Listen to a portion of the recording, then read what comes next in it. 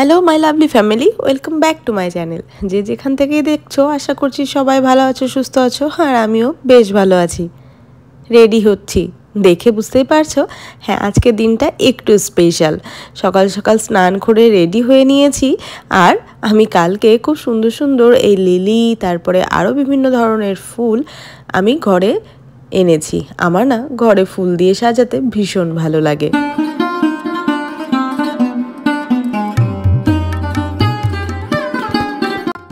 সকালের বড় একটা কাজ হলো পুজো দেওয়া। আমি সকাল সকাল পুজোটা দিয়েও নিয়েছি। এখন তোড়জোড় চলছে রান্নার।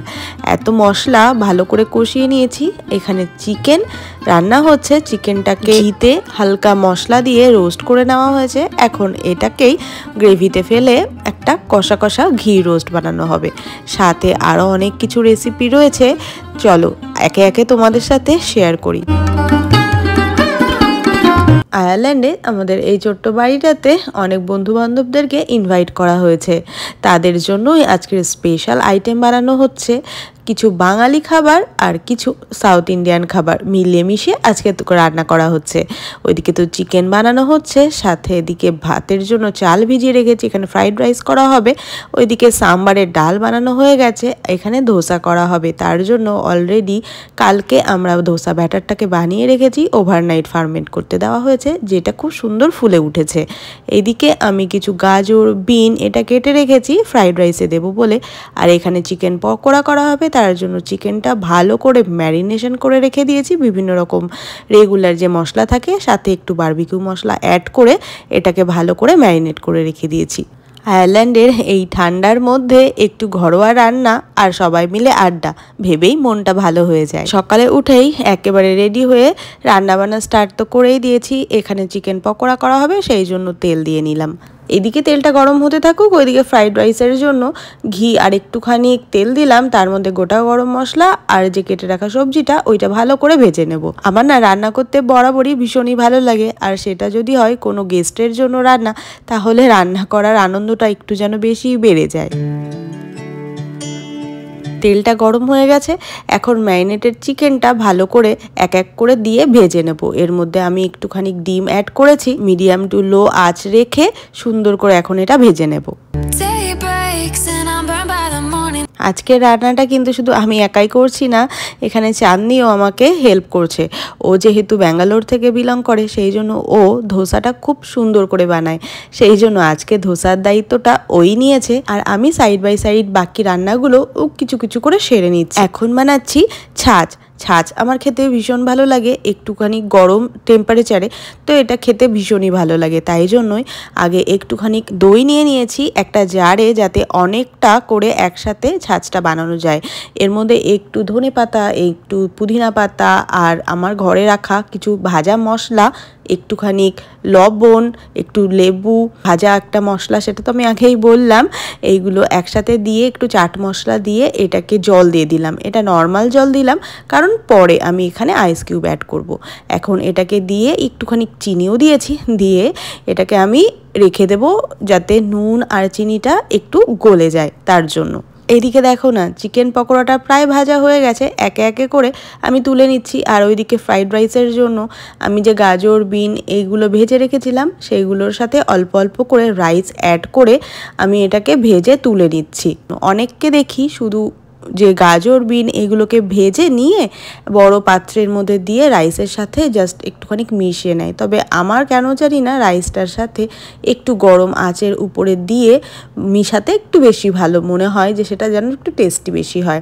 আমি এখানে ভালো করে রাইসটাকে মিশিয়ে নিচ্ছি।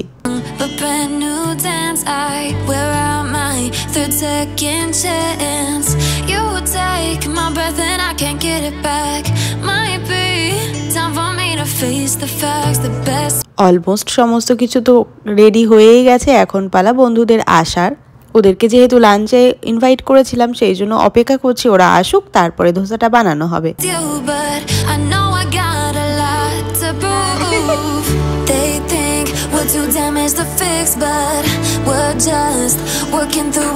একে একে সবাই আসতে শুরু করলো, আর এইটাই তো আসল আনন্দ, যখন নিজের মানুষগুলোর সাথে বা বন্ধু বান্ধবদের সাথে তোমার দিনটা শেয়ার করা যায়, আর পুরো দিনটাই হয়ে যায় স্মরণীয়। বন্ধুরা আসার পরেই ওয়েলকাম ড্রিঙ্কসটা সার্ভ করা হবে, সেই জন্যই গ্লাসে করে ওয়েলকাম ড্রিঙ্কসটা বানিয়ে নেওয়া হচ্ছে। এইটা যে ছাঁচটা আমি বানিয়ে রেখেছিলাম দই দিয়ে আর বাকি মশলাগুলো দিয়ে, সেটাই ঢালা হচ্ছে, কিন্তু শুরুতে আমি 1 চামচ করে একটু দই দিয়ে দিচ্ছি। ড্রিঙ্কসটা না একটু থিক হলে খেতে বেশ ভালো লাগে।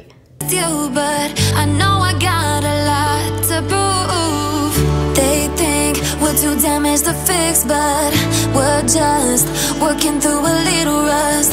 They like to say we're just young, but I know we won't give this up.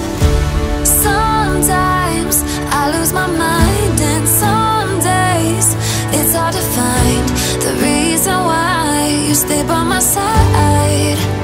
You ছাঁচ বা টেস্টি বাটার মিল্কের সাথে আমি এইদিকে যে চিকেন পকোড়াটা বানিয়েছিলাম সেটাই সার্ভ করলাম। ওদেরকে জিজ্ঞাসা করলাম যে কফি কিংবা চা কিছু খাবে কিনা, ওরা বললো না, এই ছাঁচটাই খেতে বেশ ভালো লাগছে।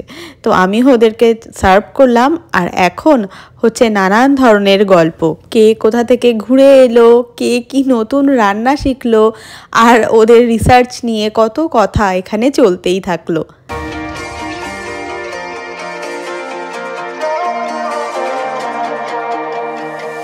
Here comes trouble, putting on a show, like a domino, I fall. Another bottle, don't know what to say, send me on my way to you. I know you're all that I want, but I don't even know your name. Hi Tanima. Hi Shochi. Tanima আর সচি, ওদের বাড়িটা না আমাদের বাড়িটা থেকে অনেকটা দূর, সেই জন্য ওদেরকে আসতেও একটু দেরি হয়ে গেছে। ওরা আসার পর ওদেরকে ওয়েলকাম ড্রিঙ্কস আর চিকেন পকোড়াটা দেওয়ার পরেই চললো আরও অনেক গল্প। এইটাই না ভালো লাগে, বিদেশের মাটিতে যখন সব বাঙালি বা ভারতীয়রা এক জায়গায় একসাথে হওয়া যায় না, তখন মনে হয় সবাই কোথাও একটা জায়গায় অজানা হলেও এখানে আসার পর সবাই যেন নিজের এক আত্মীয় হয়ে ওঠে। এই নিপাট নির্ভেজাল আড্ডার মধ্যে না কোথাও একটা জায়গায় মনে হচ্ছিল একদিনের জন্য এই আয়ারল্যান্ডের বাড়িটা আমি এক টুকরো কলকাতায় পরিণত করে ফেলেছি। আর এই অমূল্য সময়টাকে আমিও ভাগ করে নিতে চেয়েছি, সেই জন্যই রান্না বান্না অলমোস্ট যেহেতু রেডি হয়েই গেছে, আমিও বসে পড়লাম সব ছেড়ে দিয়ে গল্পের মাঝখানে। আর নির্ভেজাল আড্ডা শুরু হলো, বেজায় চললো অনেকক্ষণের গল্প। It's a one night thing, but I want something more than that. So don't go. क्या बना रहा? डोसा। এখানে চাঁদনি ধোসা বানাবে, সেই জন্যই সমস্ত প্রিপারেশান নিচ্ছে।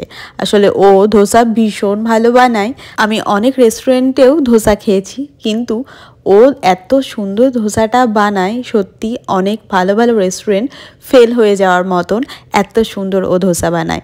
সেই জন্য আমি ওকে বলেইছিলাম যে প্লিজ আজকের দিনটা একটু ধোসাটা তুমিই বানিও, বাকি সমস্ত কিছু আমি বানাবো। ऑयल बॉईल कर रहे, ऑयल बॉईल।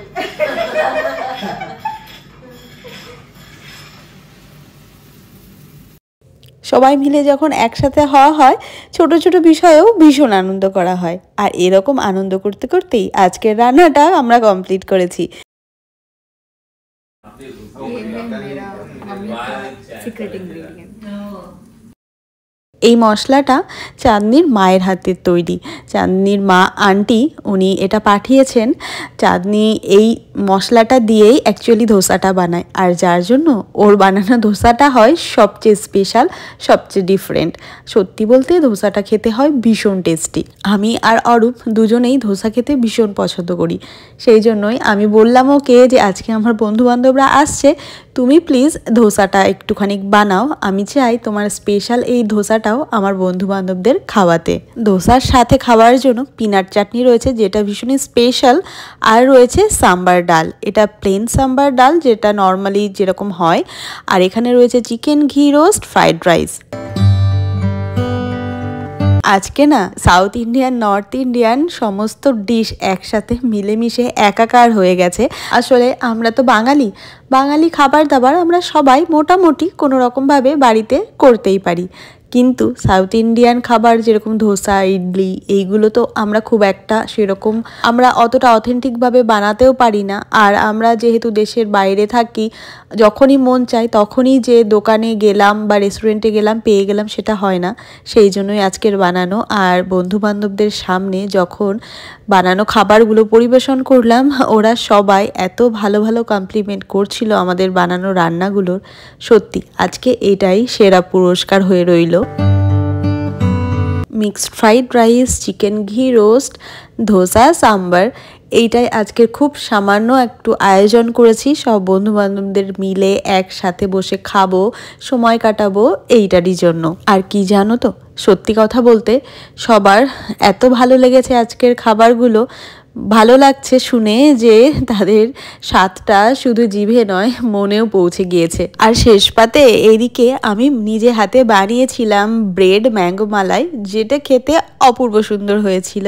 এখানে আমি সার্ভ করে দিয়েছি আজকের একদম লাস্ট ডিশ, ব্রেড ম্যাঙ্গো মালাই। তোমাদের এই মিষ্টিটা দেখে যদি ভালো লাগে, তোমরা যদি বানাতে চাও কমেন্ট করে জানিও, আমি অবশ্যই রেসিপিটা বলে দেব তোমাদেরকে। সব শেষে আমি আর চাঁদনি বসলাম দুপুরের মধ্যাহ্নভোজনে। সময়টা কিভাবে চোখের পলকে কেটে গেল বোঝাই গেল না। পুরোটা দিনই ভীষণ ক্লান্তিকর হলেও দিনটা ছিল ভীষণ তৃপ্তিদায়ক। নিজের হাতে বানানো খাবার আর অনেক অনেক স্মৃতি বন্ধুদের সাথে শেয়ার করে নেওয়ার এই আনন্দটাই রয়ে যাবে অনেক দিন।